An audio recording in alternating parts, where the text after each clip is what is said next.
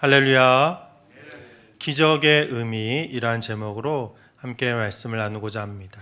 출애굽기를 통하여 우리를 구원하신 하나님, 또한 모세를 통한 이스라엘을 구원한 그 하나님의 역사를 우리가 함께 살펴보고 있습니다. 오늘 말씀에도 보면 하나님께서 모세를 부르시고 모세를 통하여 놀라운 구원의 역사를 일으키시겠다고 말씀하고 계십니다. 그럼에도 불구하고 모세는 늘 자신의 부족함을 들으면서 바로 자기가 이러한 사명을 감당할 수 없다라고 그렇게 이야기하고 있죠. 그래서 하나님께서 이제 가라, 지금 이제 떠나라 라고 그렇게 말씀하셨음에도 불구하고 모세는 계속해서 하나님께 증거를 구하고 있는 것입니다. 처음에는 하나님의 이름이 무엇인지를 물었고, 지금은 내가 사람들 앞에 가서 내가 하나님을 만난 증거가 무엇이냐고 물었을 때 무엇을 그들에게 보여줄 수 있겠습니까? 라고 그렇게 질문하고 있는 것입니다. 우리는 하나님의 말씀대로 순종하며 나간다고 한다면 영광의 그 귀한 사명을 감당하게 될 줄 믿습니다. 순종이 필요한 것이지 어떤 증거가 필요한 것이 아니고 무언가 눈에 보이는 것이 필요한 것이 아니라는 것이죠. 그럼에도 불구하고 모세는 우리와 마찬가지로 연약한 심령이기 때문에 분명히 눈에 보이는, 또한 사람들에게 내놓을 수 있는 그러한 증거를 하나님께 요구하고 있습니다.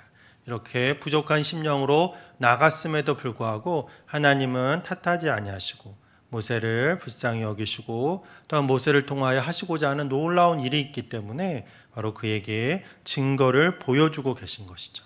그래서 오늘 우리가 읽은 출애굽기 4장 말씀에는 총 3가지 그러한 증거를 주님께서 보여주시고 또한 말씀으로 알려주십니다. 첫 번째 그 기적은 바로 지팡이가 뱀이 되는 기적이죠. 하나님께서 모세에게 내 손에 들고 있는 것이 무엇이냐, 모세가 지팡이라고 대답했을 때 그것을 땅에 던지라라고 말씀하시죠. 그래서 땅에 던졌을 때 그 지팡이가 뱀이 되는 그러한 놀라운 기적을 보여주십니다. 두 번째로는 모세의 손을 가슴에 넣어서 빼보라고 말씀하시죠. 그래서 그랬을 때 그 손이 나병이 걸려서 하얗게 되는 그러한 기적, 또한 그것을 낫게 하는 기적을 베푸십니다. 마지막으로는 나일강을 가져와서 뿌리면 그것이 피로 변하겠다라고 하나님이 말씀을 하시죠. 그래서 그러한 기적을 통하여 내가 너를 보냈음을, 하나님이 모세를 보냈음을 보이게 하겠다라고 말씀하시는 것입니다. 이렇게 말씀하셨을 때 바로 모세는 즉각적으로 순종하면 될 것이었습니다. 하지만 모세가 보기에도 이것만으로도 부족하다라고 생각이 된 것입니다. 그래서 9절까지 이렇게 하나님의 기적의 말씀들이 나오고 있고 10절에 보면 그럼에도 불구하고 모세는 저는 아직도 부족합니다. 저는 말을 잘 할 줄 모릅니다. 라고 하나님께 계속해서 자기의 사명을 회피하고 있는 것입니다. 왜 모세는 이렇게 계속해서 이러한 자기의 사명을 회피할까요? 그것은 어떤 증거가 부족하고 또한 하나님이라는 확신이 부족하기보다는 진정으로 자기 스스로에 대한 믿음, 하나님이 나를 통하여 이러한 위대한 일을 하실 거라는 그러한 믿음이 부족했기 때문에, 하나님이 나를 쓰신다는 그러한 확신이 부족했기 때문이라고 볼 수 있는 것입니다. 그래서 믿음과 순종이 중요한 것이지 바로 어떠한 눈에 보이는 것이 꼭 모든 것이 필요한 것이 아님을 우리는 알아야 한다는 거죠. 그런데 그럼에도 불구하고 하나님은 이렇게 3가지 기적을 보여주셨습니다. 그리고 또한 이 3가지 기적을 통하여 우리에게 주시는 의미가 있다는 거죠. 그것이 모세에게는 분명한 증거가 되지 못했지만 하나님의 사명을 붙잡고 살아가는 사명자들에게 전해주는 귀한 의미가 있다고 하는 것입니다. 그래서 이 3가지 기적의 의미를 통하여 우리가 하나님의 뜻을 살펴보고자 합니다. 신앙은 해석이라고 이야기를 하죠. 우리가 똑같은 일을 당해도 그것을 어떻게 해석하느냐, 어떻게 믿음의 눈으로 바라보느냐, 어떻게 믿음으로 그것을 고백하느냐에 따라서 그것이 하나님의 은혜가 될 수도 있고 또는 하나님을 떠날 수밖에 없는 이유가 되는 것입니다. 그래서 우리는 언제나 하나님이 주시는 그 놀라운 일들을 그것을 그냥 놀랍게만 여기고 그것을 감사하게만 여기는 것이 아니라 그것을 통하여 나를 부르시는 하나님의 뜻 앞에 담대히 고백하며 나가는 그러한 우리들이 되어야 할 것입니다. 첫 번째 기적, 지팡이가 뱀으로 바뀌는 이 기적의 의미는 무엇일까요? 하나님의 말씀에 따라 모세가 지팡이를 던졌을 때 그것이 뱀이 됩니다. 근데 뱀이 되었을 때 모세의 반응은 두려워하는 반응을 보이고 있습니다. 오늘 말씀에도 보면 모세는 뱀을 보고 두려워하였다라고 그렇게 말씀하고 있습니다. 그래서 모세는 뱀이 물론 두렵죠. 뱀에 물리면 죽을 수도 있기 때문에 두렵지만 그것이 하나님의 기적의 사건인데 하나님은 분명히 그 뱀까지도 조종하실 수 있고 그 뱀이 모세를 상하지 않도록 하실 수 있는 능력의 분인데 그럼에도 불구하고 순간적으로 모세는 놀라며 두려워하고 있는 것입니다. 그랬을 때 하나님은 이 모세에게 뭐라고 말씀하시냐면 그 뱀의 꼬리를 잡으라라고 말씀하십니다. 여기서 아주 중요한 의미가 있습니다. 뱀을 조금이라도 다뤄보신 분들은 뱀의 꼬리를 잡는 것이 얼마나 위험한지 아실 겁니다. 왜냐하면 꼬리를 잡으면 바로 머리가 와서 그 손을 물을 수밖에 없는 거죠. 반사적으로 뱀은 움직여서 꼬리를 잡는 순간 뱀에 물린다고 보시면 됩니다. 뱀을 제압하기 위해서는 뱀의 목 뒤를 잡아야 됩니다. 머리가 자기를 물지 못하도록 그렇게 머리를 통제해야 되기 때문에 목 뒤를 잡아야 되는 거죠. 그런데 꼬리를 잡으라고 하나님은 말씀하고 계십니다.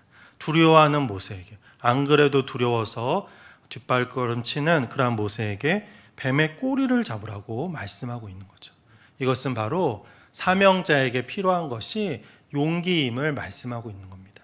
뱀의 꼬리를 잡는 것은 하나님을 믿는 믿음과 함께 또한 용기가 있어야 함을 이야기합니다. 머리를 잡아도 시원치 않을 판에 안 그래도 두려워할 그러한 판에 꼬리를 잡는다는 것은 절대적으로 하나님을 믿으며 하나님의 말씀으로 행할 때 하나님께서 도와주시고 힘을 주신다는 용기가 있다는 그러한 증거가 되는 것입니다. 그래서 모세는 하나님께 증거를 보여달라고 했지만 사실은 하나님은 이러한 기적의 사건을 통하여 모세를 훈련시켜 주시고 너가 정말 필요한 것은 이렇게 눈에 보이는 증거가 아니라 하나님의 말씀을 믿는 또한 그것을 믿고 행동하는 용기가 필요하다라고 말씀하고 있는 것입니다. 우리는 하나님이 쓰실 때 우리의 믿음을 먼저 보십니다. 믿음이 있어야 됩니다. 그리고 순종하며 주님의 뜻에 따라 살아가야 합니다. 그런데 그렇게 순종하고 어떠한 일을 행할 때는 또한 용기가 있어야 한다는 거죠. 하나님의 말씀인데 그 말씀대로 행했을 때 하나님께서 그 영혼을 돌봐주시지 않겠습니까? 하나님이 책임져 주시고 하나님이 인도해 주시는데 우리 인간들은 부족한 심령들은 먼저 두려워하고 반사적으로 뒷발걸음치르는 그런 모습을 가질 수밖에 없다라고 하는 것입니다. 그래서 우리는 주님의 일을 할 때 또한 하나님의 부르심을 받은 그러한 사명자들은 반드시 이 용기가 필요하다는 것입니다. 모세에게도 가장 필요한 것이 용기였습니다. 모세는 이집트에서 도망 나온 이후로 언제나 패배자의 삶, 도망자의 삶을 살았다는 거죠. 그가 사람을 죽였기 때문에 자기도 이러한 벌을 받을까 두려워서 이러한 도망자의 삶을 살고 있는 것이 모세입니다. 그래서 하나님이 너를 들어서 이 히브리 민족을 구원해 내겠다 하실 때 그 엄청난 일을 내가 어떻게 감당합니까? 모세는 하나님은 믿지만 하나님의 그 말씀을 믿고 하나님의 말씀에 순종하며 하나님을 신뢰하지만 용기가 없었던 것입니다. 내가 정말 그 일을 할 수 있다는 하나님이 나를 끝까지 도와주시고 함께 해주신다는 용기가 없었기 때문에 지금 계속해서 하나님께 질문하고 하나님의 말에 의심을 품고 그렇게 나가고 있는 것이죠. 그래서 우리 역시 이러한 용기가 너무나 필요하다는 것입니다. 모세는 상황을 너무나 잘 알기 때문에 지금 자기가 갈 바로 왕궁이 어떠한 곳인지도 알고 그곳에 얼마나 많은 지혜자들이 있고 얼마나 많은 그런 권력이 있는지를 알았기 때문에 그는 두려워서 그곳에 가기 싫었던 것입니다. 또한 그가 말을 잘 하지 못한다는 그런 핑계를 대는 것 역시 바로 용기가 없었기 때문에 그는 늘 이렇게 주저하는 모습을 가질 수밖에 없었던 것이죠. 또한 앞으로 모세가 이스라엘 백성을 이끌고 나갈 그 모든 길들에 용기가 필요함을 하나님은 말씀하고 있는 것입니다. 처음부터 10가지 재앙을 내린 후에 이스라엘 백성을 이끌고 첫 그 발걸음을 옮겼을 때 그들 눈앞에 가로막는 것은 홍해였고 뒤에는 애굽의 막강한 군사들이 뒤쫓아오는 그러한 상황이었습니다. 처음부터 두려움의 상황, 처음부터 정말 어렵게 만드는 그러한 상황이었다는 것이죠. 거기에서 필요한 것은 하나님을 바라보는 믿음과 함께 또한 용기가 필요한 것이죠. 하나님의 말씀대로 지팡이를 들어서 홍해에 내려치는 그러한 용기가 모세에게 필요했던 것입니다. 그 모든 일들, 광야를 가고 또한 다른 민족과 전쟁을 벌여야 하는 그 모든 상황 속에 용기가 필요했기 때문에 하나님은 너에게 진정으로 필요한 것은 용기라고 그렇게 말씀하고 있는 것입니다. 우리 하나님의 부르심에 응답하며 나가고 있습니까? 주님께서 나를 사용하여 주시고 나를 통하여 우리 가족과 많은 생명을 살려주기를 원하신다는 것을 믿음으로 고백할 수 있습니까? 그럼 동시에 우리는 그 믿음과 함께 그 믿음을 행동할 수 있는 용기가 우리에게 필요하다는 것입니다. 용기 있게 주님의 말씀에 순종하며 나가시는 주님의 백성들이 되시기를 간절히 축원합니다. 두 번째 기적은 손에 나병이 드는 그러한 사건이었습니다.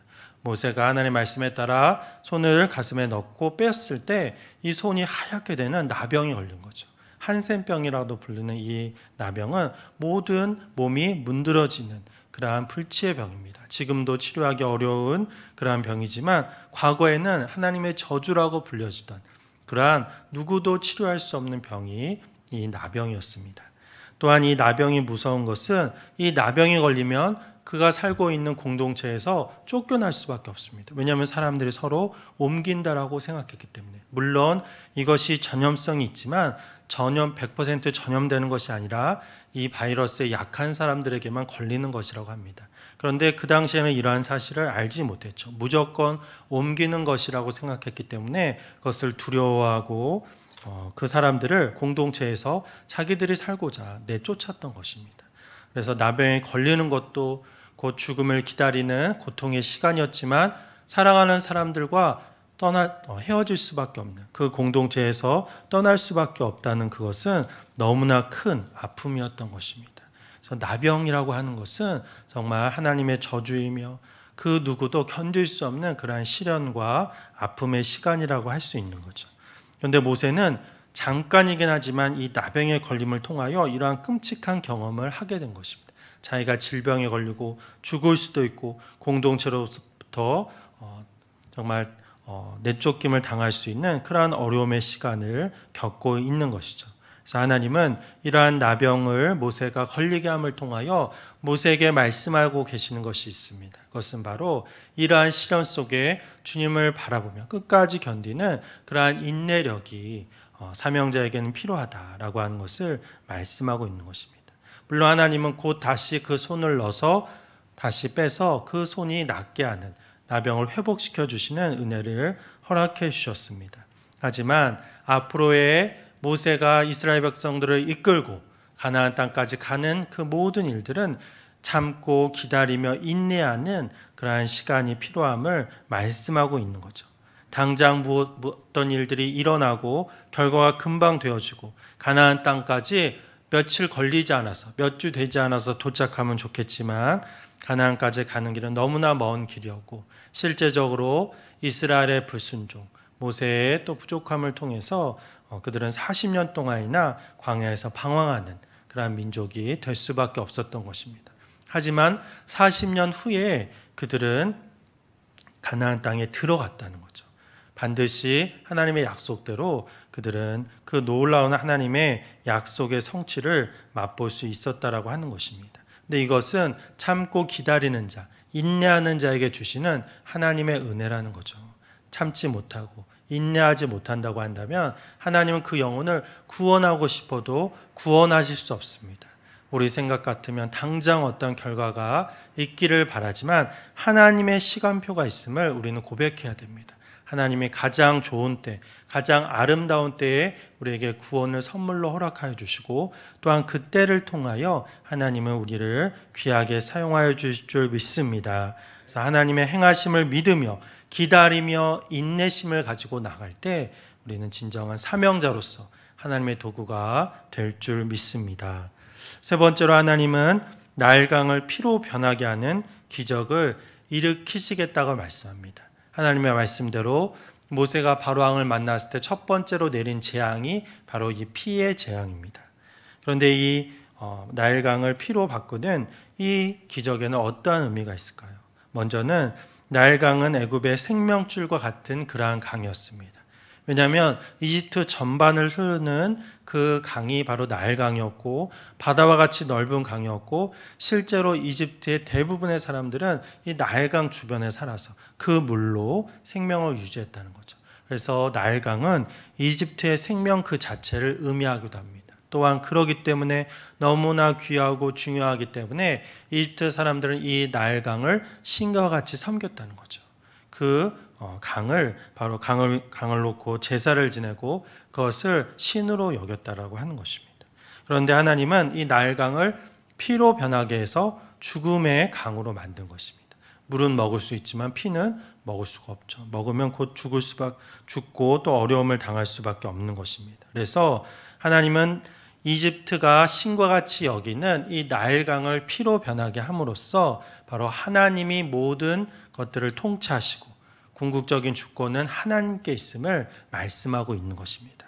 그래서 사명자에게 필요한 것은 하나님의 주권을 인정하는 그러한 마음이 필요하다는 거죠. 하나님이 모든 것을 주관하고 계시고 하나님이 모든 것을 인도하신다는 것을 믿는다고 한다면 작은 일에 낙심하지 않고 실망하지 않고 흔들리지 않고 끝까지 주님을 신뢰하며 나갈 수 있는 것입니다. 하지만 그렇게 하나님의 주권을 인정하지 않고 자기가 어떠한 일을 하고 또한 하나님의 영광을 가로채며 그렇게 나갔을 때 사람은 교만하게 되고 또 자기 뜻대로 주님의 일을 하다 보면 결과적으로 잘못된 일들 속에 흔들리는 그런 모습을 보일 수밖에 없다는 것입니다. 그래서 하나님이 우리에게 주님의 일을 맡기심은 바로 하나님이 우리를 책임져 주시고 동시에 우리가 하나님의 주권을 인정하는 그 믿음 속에서 하나님이 우리에게 사명을 주시는 것입니다. 그래서 우리가 구원의 도구로 부르심을 받은 그 믿음 가운데 진정으로 하나님의 주권을 날마다 고백하며 나가는 주님의 사람들이 되어야 할 것입니다. 마지막으로 하나님은 모세에게 이러한 아론을 붙여주시면서 그가 말을 더듬고 그가 말 재간이 없다는 그러한 변명에 대해서 하나님은 대답하는 그러한 내용이 오늘 말씀에 나와 있습니다. 이것은 바로 사명자에게 필요한 마지막의 요건을 이야기하고 있는데 그것은 사명자는 어디까지나 하나님 말씀의 대언자라고 하는 것입니다. 자기가 모든 것을 주관하고 자기가 주권을 가지고 사명자가 하는 것이 아니라 또 자기가 하고 싶은 말을 하는 것이 아니라 하나님의 말씀을 전하는 것이 사명자가 마땅히 해야 되는 그러한 일들이라고 하는 거죠. 그래서 우리가 전도를 하고 주님의 그 뜻을 전할 때도 내 생각, 내 뜻을 전하는 것이 아니라 바로 하나님께서 성령님을 통해서 주시는 그 마음으로 그들에게 하나님의 사랑의 그 말을 전하는 우리들이 되어야 하는 것입니다. 그래서 모세가 하는 일도 그가 말을 잘하고 또한 다른 사람을 설득시킬 만한 말의 능력을 가지고 하나님의 사명자가 되는 것이 아니라 하나님의 말씀을 믿음으로 고백하며 그 말을 대언했을 때 하나님의 역사가 나타날 수 있다라고 하는 것입니다. 그래서 모세는 자기가 말을 잘 하지 못함을 핑계로 대서 그 책임을 회피하고 싶었지만 하나님은 오히려 그것을 통해서 진정으로 내가 부르는 나의 종은 내 말을 그대로 전하는 말씀의 대언자로 세움받은 사람임을 말씀하고 있는 것입니다. 그래서 우리가 어떤 내가 능력이 없고 또한 말을 잘하지 못하고 그래서 하나님의 그 사명을 감당하지 못하는 것이 아니라 오직 내가 하나님의 말씀을 믿음으로 고백하며 그것을 있는 그대로 대언했을 때 그 말씀 자체가 능력이 있어서 하나님의 역사가 이루어지게 될 줄 믿습니다. 그래서 우리가 어떠한 영혼을 변화시킬 수는 없습니다. 우리가 말을 아무리 잘해도 우리가 아무리 많은 지혜를 가지고 있어도 그 사람을 주님께 나오게 하는 것은 불가능하다는 거죠. 무엇이 그 사람을 변화시킵니까? 그것은 하나님의 말씀이 또 하나님의 말씀이 내 삶 속에 실천되어서 그 사랑이 전해졌을 때 그 영혼이 변화될 수 있는 것입니다. 말씀이 정말 사랑이 되고 그것이 그 영혼을 움직였을 때 하나님의 놀라운 역사가 나타날 수 있다라고 하는 거죠. 그래서 어떤 잘못을 지적하고 또한 우리가 설득하고 해서 그 영혼을 변화시킬 수 없다는 것. 오직 하나님의 말씀의 대언을 통한 사랑의 실천을 통해서 그 영혼이 변화될 수 있음을 우리는 믿음으로 고백하는 주님의 사람들이 되어야 할 것입니다. 모세는 오늘 말씀을 통해서 끝까지 사명을 저버리고자 했습니다. 그 사명에서 벗어나고자 했습니다. 왜냐하면 그는 용기가 없고 또한 말재간도 없고 여러 가지 부족한 모습들이 있었기 때문에 하나님의 주권을 인정하고 싶었지만 그 마음속에 그것을 끝까지 붙잡을 그러한 믿음이 부족했기 때문에 계속해서 하나님의 사명을 저버리고자 그렇게 노력을 합니다. 하지만 하나님의 주권이 모세를 부르신 것입니다. 그러니까 아무리 자신이 부족하다라고 이야기할지라도 그것이 중요한 것이 아니라 하나님의 말씀대로 그것을 믿고 따르는 용기가 필요하고 또한 끝까지 그것을 붙잡을 수 있는 그 믿음이 필요함을 하나님은 말씀하고 있는 것입니다. 그리고 어떠한 아픔과 어려움 속에서도 하나님의 행하심을 믿으며 나가는 인내가 그에게 필요함을 하나님은 말씀하고 있는 거죠. 오늘 이 모세의 이야기를 통하여 오늘도 하나님은 우리를 부르고 계심을 우리가 고백하며 나가야 할 것입니다. 우리에게 용기가 있는가, 인내심이 있는가, 진정으로 하나님의 주권을 인정하는 그 믿음이 내게 있는가, 또한 겸손하게 하나님의 말씀을 끝까지 대언하며 내가 아닌 하나님을 드러내고자 노력하는 그러한 마음이 우리 가운데 있는가, 우리가 점검하면서 우리를 부르시는 하나님 앞에 담대히 나가는 그런 우리들이 되어야 할 것입니다. 오늘도 우리를 사용하시는 주님 앞에 믿음으로 화답하시는 주님의 백성들이 되시기를 간절히 축원합니다.